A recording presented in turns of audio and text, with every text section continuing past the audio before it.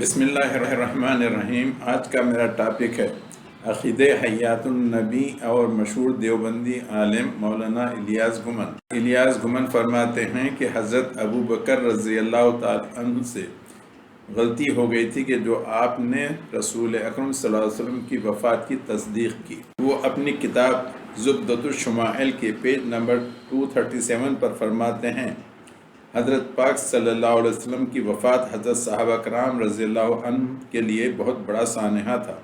انہیں سمجھ میں نہیں آ رہا تھا کہ کیا کریں۔ حضرت عثمان رضی اللہ عنہ پر ایسی دہشت طاری ہوئی کہ وہ زبان سے کچھ بول ہی نہ سکتے تھے۔ ایسے موقع پر جس طرح حضرت ابو بکر صدیق رضی اللہ عنہ نے صحابہ رضی اللہ عنہ کو سنبھالا، یہ ان کا کمال اور انہی کی خصوصیت ہے، اور کیوں نہ ہوتی، آخر حضرت پاک صلی اللہ علیہ وسلم کے صحیح جانشین، ہمراز اور ساتھی تھے۔ ایسے یہ سوال پیدا ہوتا ہے کہ حضرت عمر رضی اللہ عنہ نے حضور علیہ السلام کی موت کا انکار کیوں کیا؟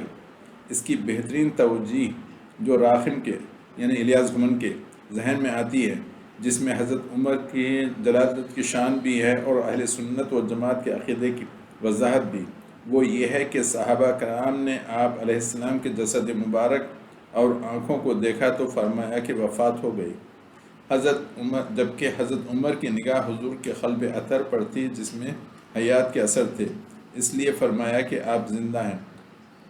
یعنی الیاس گھمن کہتے ہیں کہ حضرت ابو بکر اور دوسرے صحابہ نے صرف جسم اور آنکھیں دیکھ کر موت کی تصدیق کی، جبکہ حضرت عمر رضی اللہ تعالیٰ عنہ نے دل کی طرف دیکھا اور دل میں حرکت تھی۔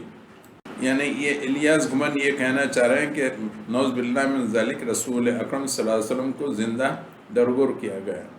لا حول ولا قوت الا باللہ۔ اس قسم کے جاہل مولویوں سے ہم سب کی حفاظت فرمائے، آمین۔